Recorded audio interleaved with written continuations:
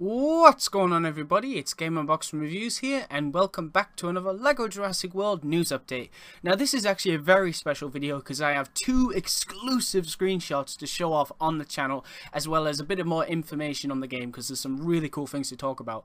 But before all that, I'd just like to give a big thank you to Jeremiah Abraham, who works for digital and social media marketing at Warner Brothers. He, of course, sent me these screenshots, and it's a true privilege. You know, I really love it when I get exclusive stuff and I get to show it off to you guys because it's just awesome. So, without further ado, let's get to it. Alright, so first off, here of course we can see a recreation of the very famous scene from the first Jurassic Park movie where we see John Hammond say, "Welcome to Jurassic Park." Now, no one will ever be able to do that better than Richard Attenborough. He did an amazing job in all the movies he was in, you know, especially the first one. And his character, John Hammond, was brilliant, you know, really well done. So I can't wait to see what he's like in LEGO Jurassic Park. Anyway, on to the actual screenshot. So the graphics in this game look absolutely gorgeous. Honestly, I'm not even kidding. They look really nice. The sky is a perfect shade of blue. The grass is really colorful. You know, it's just a perfect balance of color. It looks really nice. And honestly, I cannot wait to run around in the open world in this and drive around and fight dinosaurs and things. It's going to be awesome. And I'm going to talk about the open world a little more soon, but stay tuned for that. So in this screenshot, we can of course see John Hammond, Alan Grant, and Ellie Sattler watching a Brachiosaurus. And apologies if I get this name wrong because I really tried hard to find out what this dinosaur was, but it's apparently a Hadrosaurus. Now, I probably pronounced that wrong. If I have, I'm sorry. I've really tried hard to get that right. But you know, if I have, please let me know in the comments. I'd really like to know how you actually say it because I don't know. But yeah, this is really cool. I mean, the Hadrosaurus looks cool, but the Brachiosaurus is massive. I love that dinosaur. It looks so cool. It's slow, yes, but just imagine towering over it. I mean, the open world must be quite a big size. You know, Isla Nublar and Isla Sorna, they've got to be quite a big size to actually be able to walk around with these giant dinosaurs, especially the Brachiosaurus, the T-Rex, the Indominus Rex. You know, all these massive dinosaurs. It has to be a pretty big size, and honestly, I can't wait. Alright, so last but not least, here we can of course see the Spinosaurus scene from Jurassic Park 3. Now, I believe that's Alan Grant is actually looking at the Spinosaurus. So, we haven't really seen that much from Jurassic Park 3 in the game. I mean, we have seen screenshots of, like, you know, Billy Brennan and things, but we haven't seen actual gameplay or anything like that, which is a real shame because don't get me wrong, I love what they've been showing on the game, you know.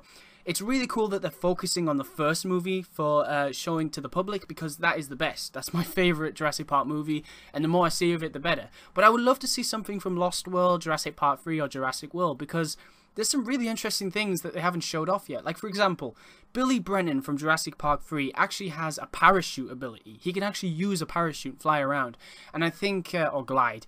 And I think he also has a climbing ability, something like that. I could be wrong, but you know, those types of things are really cool, and I haven't heard that from any character in the first movie or Lost World, so that's really unique, and I would love to see that in action. Now then, before I end the video, I actually have a few more things to talk about.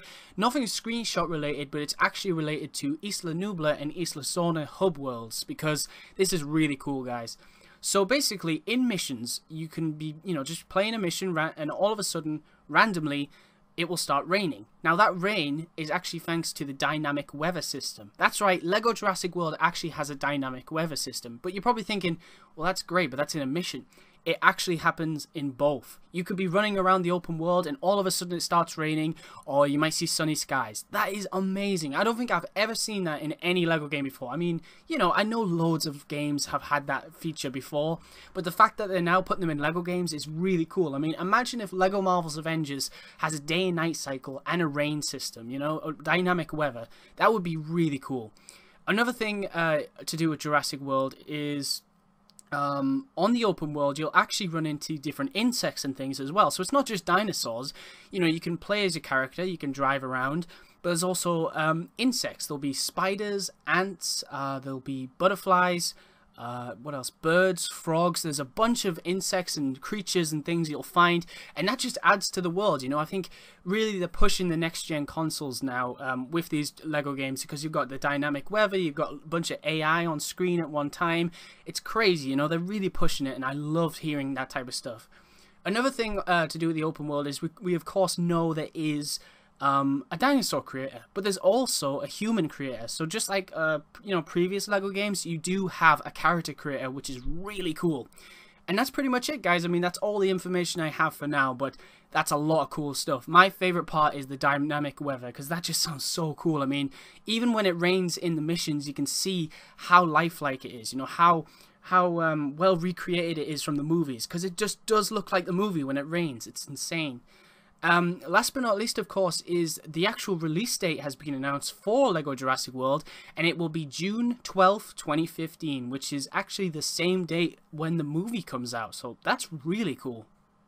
Alright guys, so that's pretty much it for this video. I mean, I hope you enjoyed, looking at those awesome screenshots. I think they're really cool. And the new information, I hope you're excited about it, because I really am. I can't wait to see dynamic weather. I can't wait to see all the insects and the dinosaurs and playable characters and vehicles. I think they said there's around 15 vehicles in the game. I think that's right. I could be wrong, but I think that's what they said in an interview.